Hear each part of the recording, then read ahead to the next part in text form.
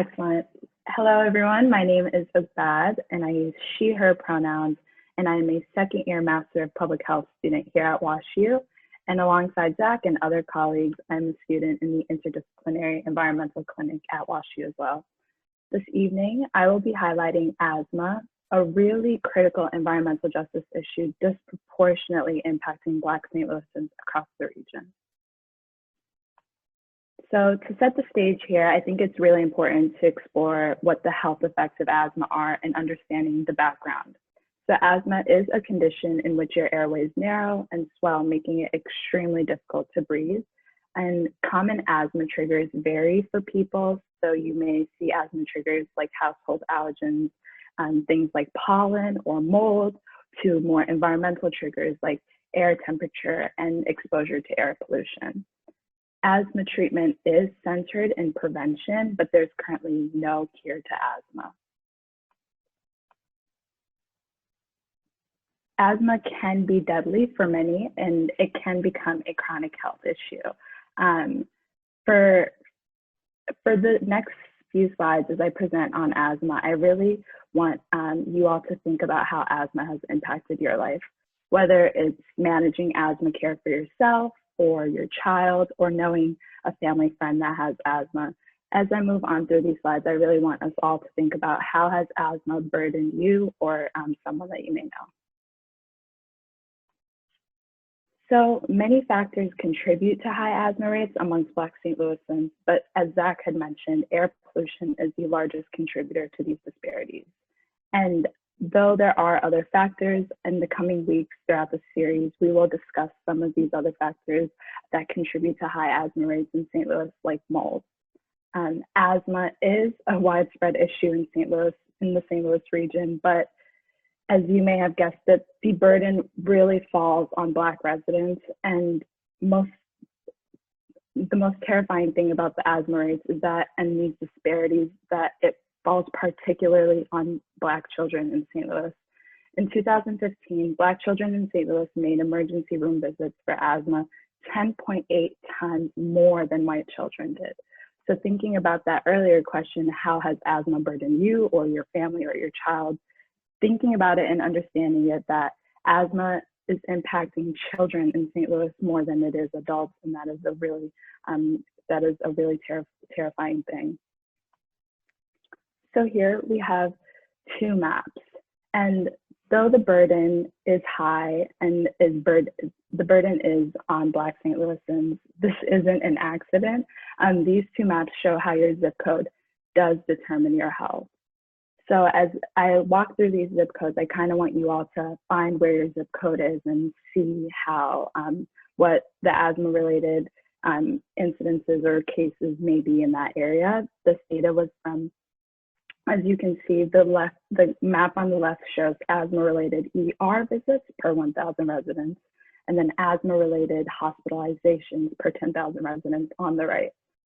And through these maps, you can see these little black speckles. These little black speckles highlight majority Black zip codes in this St. Louis City area. So within that, there's kind of a few layers, right? So you see the black speckles, you see the ER visits on the left, and then the asthma-related hospitalizations on the right. And within this, you can also see the darkest colors on the map, which show the highest areas that show these incidences. So you can see on your right side in North County and in North St. Louis that there's really these huge areas with red-colored maps, red-colored zip code areas. So all the zip codes in North City, which are majority Black, were in two of the highest tiers for asthma emergency room visit rates in 2015. And in contrast, the zip codes with the lowest asthma emergency room visit rates in 2015 are either majority white or have no racial majority. So this brings us to understanding what the link is in asthma disparities in St. Louis. To begin, I really wanted to highlight this quote from Professor Robert Bullard at Texas Southern University, most commonly referred as the father of environmental justice. Excuse me. Professor Bullard says, You can call it institutionalized racism or institutionalized inequality. But what I say is that any system that operates to maintain inequality is a corrupt system and must be addressed. And as you all can see with the graph here on the right, that highlights Black or African American on the top, that orange line, and the line on the bottom that shows white residents for asthma visits in from 2010 to 2015. There are these really stark differences for residents in St. Louis, for Black residents in St. Louis, and that these inequalities must be addressed.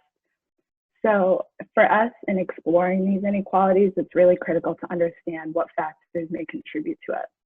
So the first being air pollution. That was something that we already discussed with Zach, and setting the stage and understanding how air pollution is the biggest factor for asthma disparities, especially given where you live in the city of St. Louis. The second being mold. Mold is an allergic asthma trigger commonly found in households. And of course, in St. Louis, mold disproportionately impacts Black residents. The third point here, quality of housing. Substandard housing can expose individuals with asthma to various asthma triggers. So for this piece, it's important to think for yourselves, to think about what in your house could be an asthma trigger, and thinking about what in your space, whether it be mold in the corner of the living room, or thinking about how your house is built and where it's built, thinking about how your home contributes to that, possibly contributes to that burden of asthma. And finally, limited access to healthcare. Asthma treatment is centered around prevention, and when Black St. Louisans are disproportionately impacted by the lack of access to affordable and quality healthcare, it can cause negative impacts on their asthma management. And like we previously discussed, Black children in St. Louis are burdened by asthma far more than their white counterparts. So the quality healthcare piece also fits into this, and understanding that Black children in St. Louis should be able to have access to quality healthcare at home, and being able to access it through school as well. Lastly, very critical to assess how asthma and COVID-19 have related, and understanding the past few months during this pandemic have been really difficult for people across the country, and also here in St. Louis. What I want to highlight here is that data on asthma and COVID-19 is very limited. The most recent CDC update does state that adults with asthma might be at an increased risk for severe illness from viruses that cause COVID-19, but the data is ever evolving. The website, the CDC website, changes maybe every few weeks at this point, and it's really critical to explore this link and understanding, though that the research is still developing, how can we understand how the pandemic has exacerbated these burdens of asthma in the city of St. Louis and across the country. So understanding that though the link may not be there right now, we can explore the link in other spaces. So thinking about how the burden of accessing primary care has changed during the pandemic. The cost of asthma treatment and asthma management may be different for a lot of people during the pandemic because of the cost, because they may have lost health insurance, and understanding how stay-at-home orders and how that has impacted people who may be forced to stay in substandard housing. So to finish off, I really want you all to look at these two maps here, COVID-19 cases per 100,000 residents on the right, and asthma-related hospitalizations per 10,000 residents on the left, and looking at how similar the Black speckles, like we said, majority Black zip codes, and COVID-19 cases, and how all of this is so interconnected, and understanding that these things, whether it be asthma, whether it be COVID-19, whether it be mold in someone's home, are all disproportionately impacting Black St. Louisans. Thank you very much.